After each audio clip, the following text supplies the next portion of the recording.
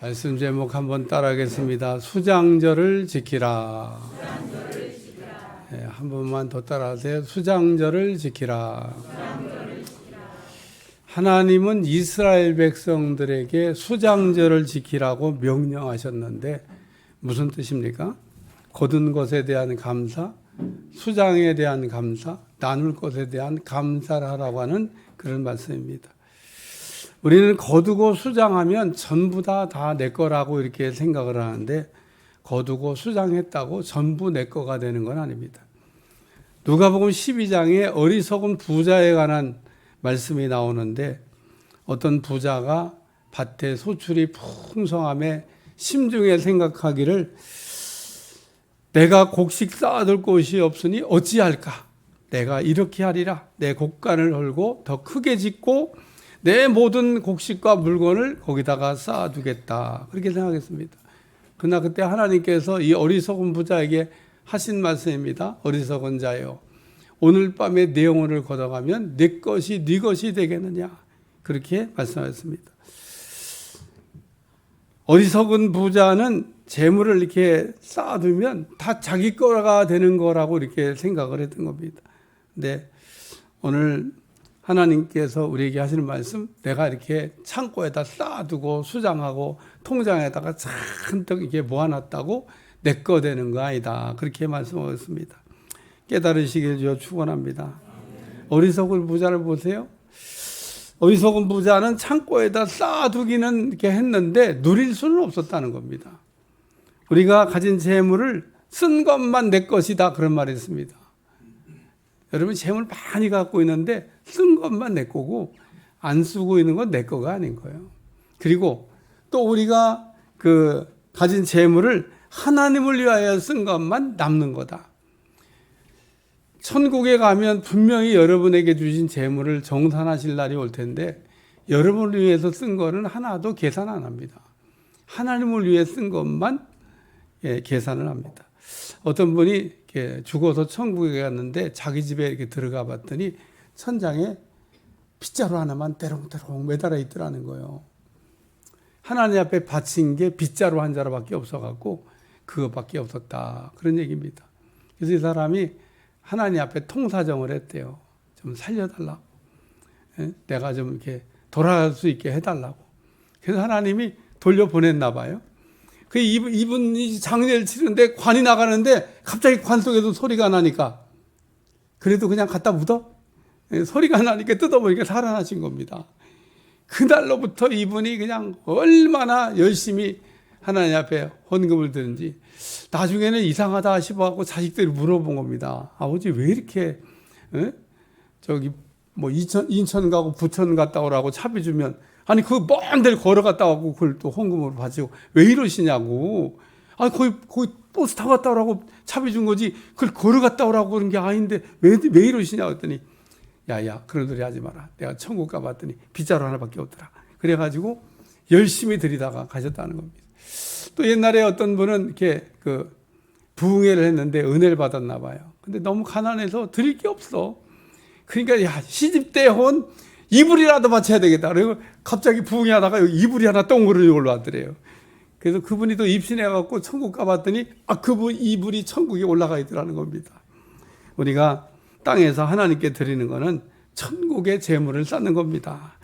우리가 이게 드리면은 다 천국에 낱낱이 기록되고 하나님께서 쌓아두실 줄로 믿습니다.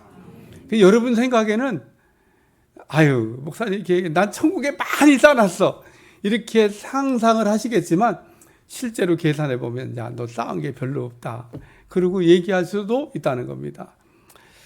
하나님께서 이스라엘 백성들에게 수장절을 지키라고 명령하셨는데 이 말씀의 뜻은 감사를 배우라는 거예요. 근데 이스라엘 백성들은 애굽을 떠나가지고 광야길을 걸어가면서 한번 따라하세요. 한 번도 감사한 일이 없습니다.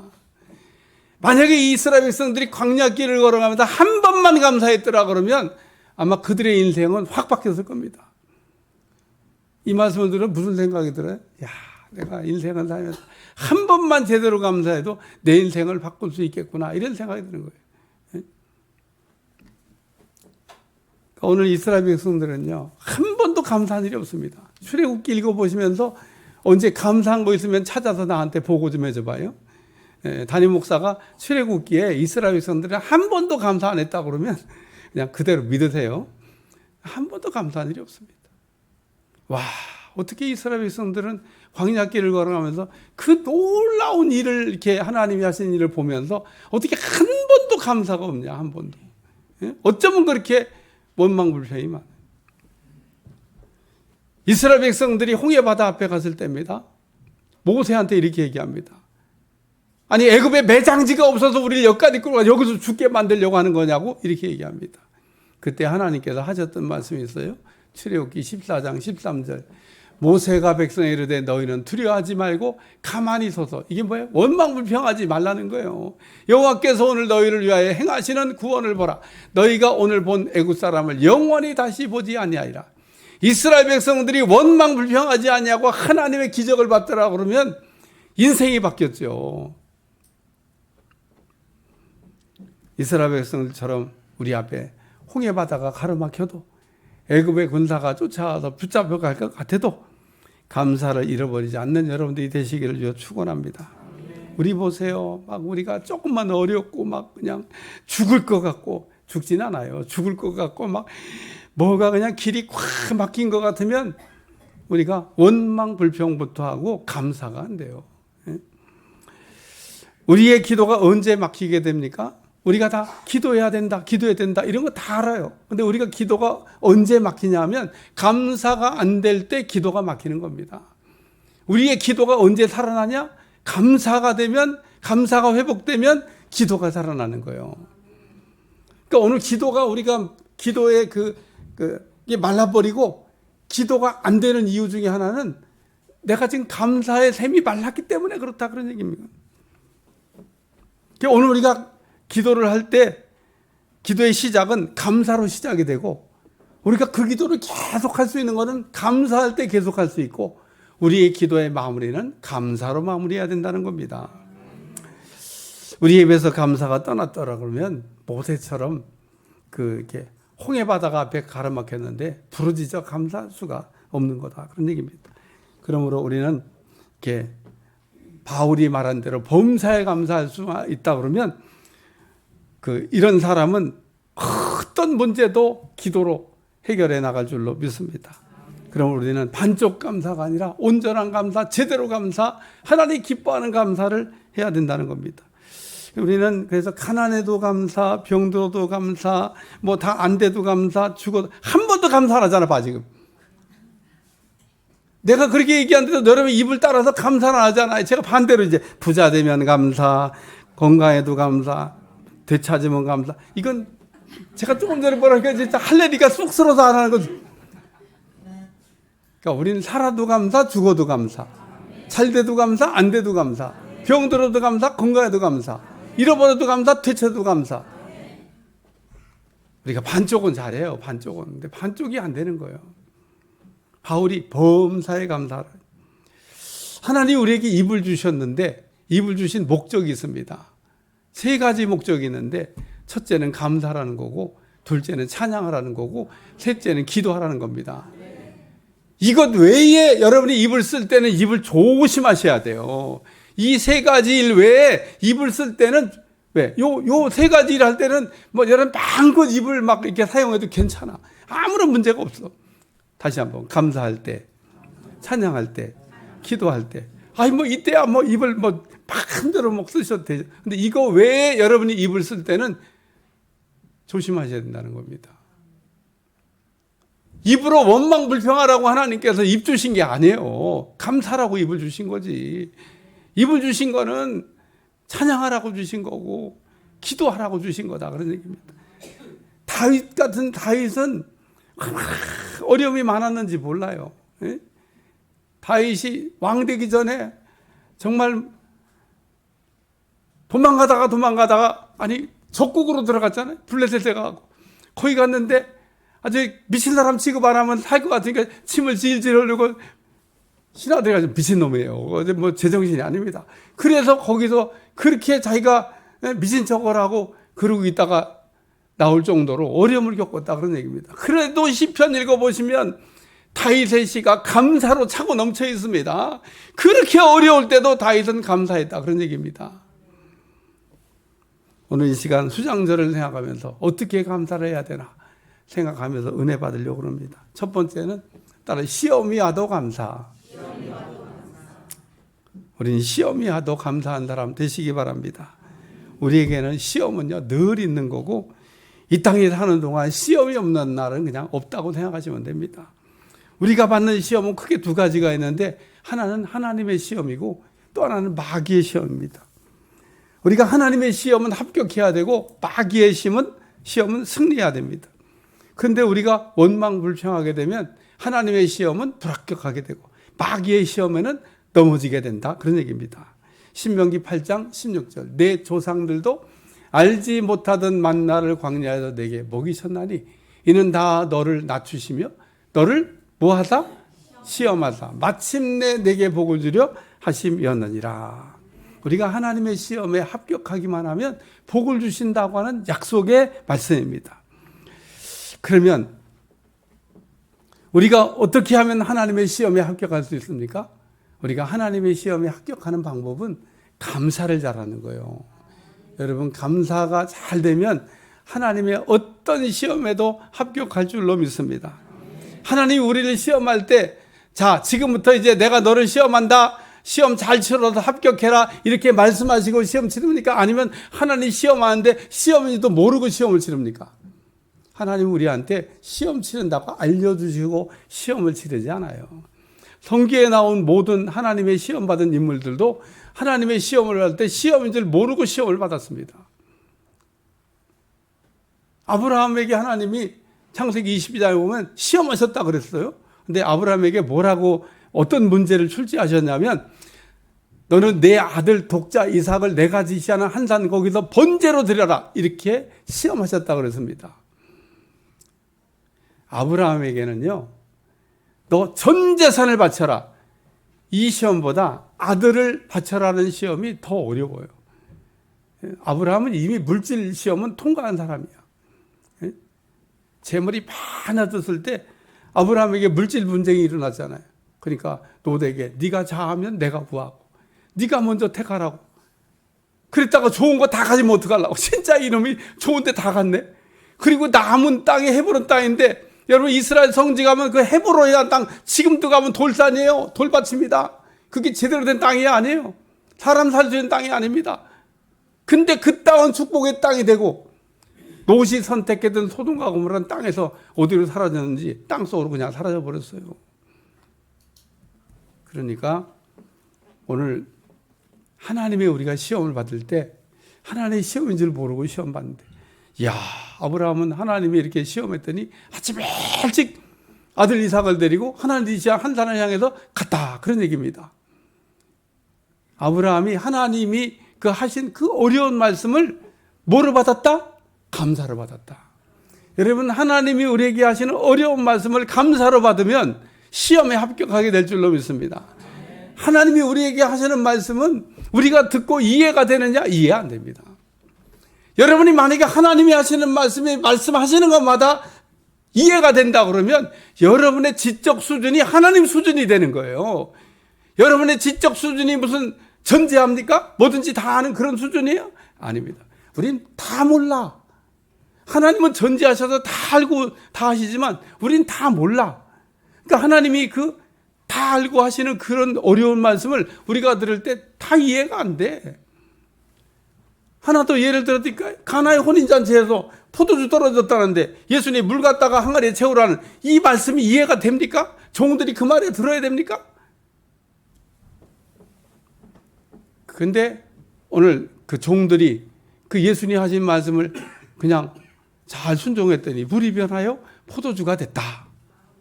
우리가 하나님의 시험은 우리가 이게 하는 말씀을 들으면 이해가 안 돼요. 이해가. 그러나 오늘 아브라함은 하나님의 말씀이 참 이해가 안 되는 말씀이지만 감사로 받아들였더니 합격했다. 그런 얘기입니다. 요한복음 6장에 예수님께서 어떻게 하실 것을 하시고 빌립을 시험하셨다라는 말씀이 나와요. 예수님이 어떻게 하실 걸 아셨다는 얘기는 이게 무슨 뜻이냐면 이 시험 문제는 답이 있는 문제다 그런 얘기입니다.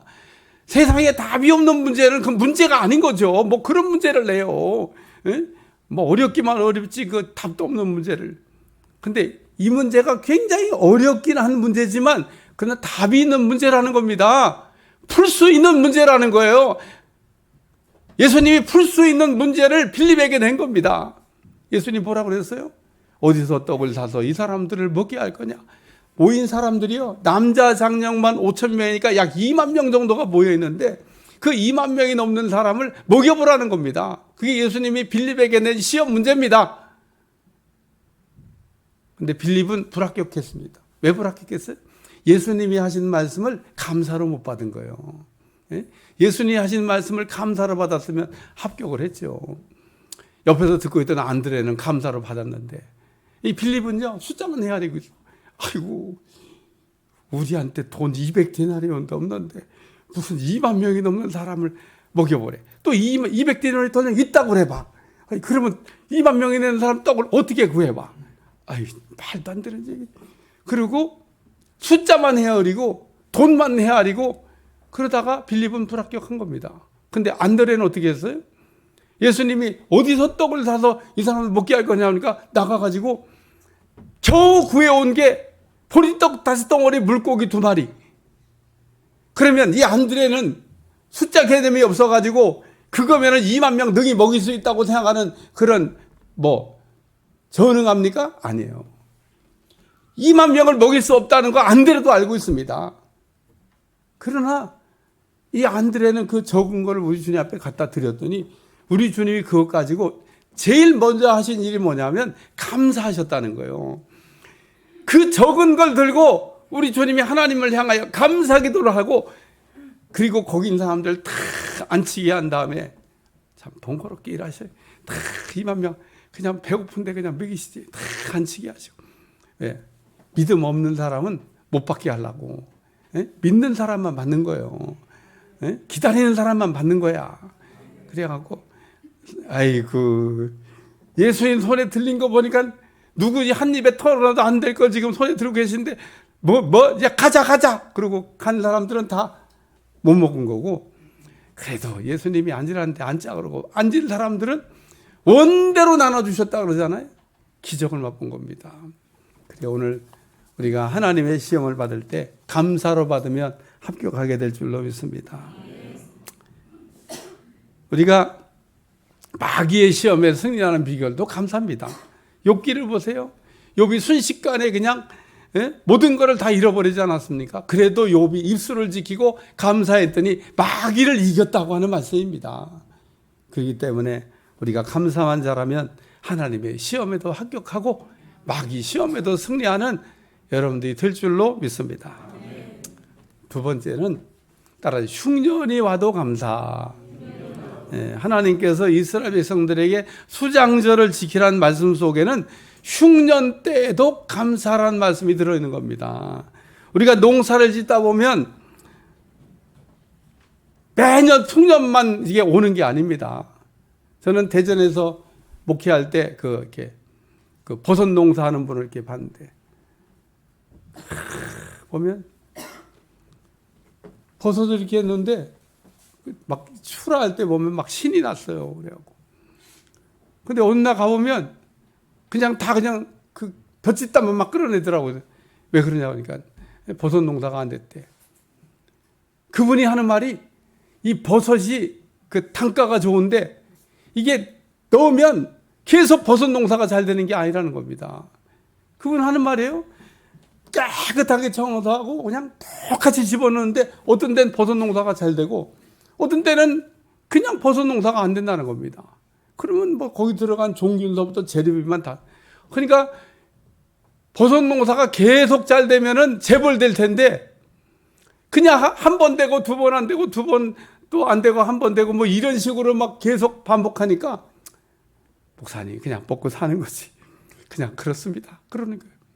그러니까 이 농사라고 하는 게 계속 잘 되는 게 아닙니다. 계속 잘 되면 얼마나 좋아요. 그러니까 풍년만 있는 게 아니라 흉년도 있다 그런 얘기입니다. 오늘 우리 감사는 흉년 때만 감사하는 게 아니라 흉년 때도 감사 잘하는 여러분들이 되시기를 주여 축원합니다. 창세기를 읽어보시면 창세기에 나오는 4대 족장 아브라함, 이삭, 야곱, 요셉 이 네 사람이 다 흉년을 겪습니다. 다 흉년이 와요. 그런데 이 아브라함이라는 사람이 이제 흉년을 겪는데 하나님이 이제 그 하란에서 이제 떠나가지고 가나안 땅에 도착하니까 기근이 왔다 그래. 흉년이 왔다 그런 얘기입니다. 창세기 12장 10절 그 땅에 기근이 들었으므로 아브라함이 애굽에 거류하려고 그리 내려갔으니 이는 그 땅에 기근이 심하여서 그 당시에 가나안 사람들은요 가나안 땅에 이 흉년이 오고 기근이 오잖아요. 그럼 애굽은 흉년이 없으니까 그 나일강 옆에 있잖아요. 그러니까 거기 내려가서 조금 이렇게 살다가 다시 또 가나안 땅에 이제 흉년이 들었다 그럼 올라오고 이걸 반복했어요. 올라가고 내려오고. 근데 아브라함이 가나안 땅에 도착했을 때 하나님이 하셨던 말씀이 있습니다. 뭐라고 얘기했냐면 이 땅을 내 자손에게 주리라고 이렇게 약속하셨습니다. 그러니까 이 가나안 땅은 하나님 주신 축복의 땅이라는 거예요. 하나님 주신 땅이라고 왔는데 기근이 온 겁니다. 흉년이 온 겁니다. 그래서 아브라함이 애굽으로 내려갔어요. 잘한 거냐? 잘한 게 아닙니다. 아브라함이 그 가나안 땅의 기근, 흉년을 감사로 받았더라 그러면 애굽 안 내려갑니다. 하나님이 주신 땅인데 기근이 와도 거기 있어야지. 어딜 내려가요? 내려가기. 또 정 내려가고 싶으면 하나님께 물어봐야 돼요. 하나님 애굽에 잠깐 내려갔다 오면 안 될까요? 이렇게 물어보면 되는데 아브라함이요 그런 때냐 물어보지도 않아요. 그래서 아브라함이 애굽을 내려갔다 돌아오는데 여러분 애굽을 돌아갔다 오면서 두 가지를 얻었습니다. 하나는 재물을 얻었고 또 하나는 하갈이라고 하는 몸종을 얻었습니다. 근데 이게 두 개 다 아브라함의 가정을 시끄럽게 한 거라는 거예요. 예? 조카로 타고 왜 싸웠어요? 돈이 많아져 갖고 싸운 겁니다. 그래서 싸우고 헤어지는데 아브라함이 은혜로 헤어진 거지. 그 다음에 하갈 때문에 자기 부인하고도 싸우고 하갈이 낳은 자식 때문에 지금까지 저 이스라엘이 전쟁하고 있는 게 그게 지금 그 전쟁하고 있는 거예요.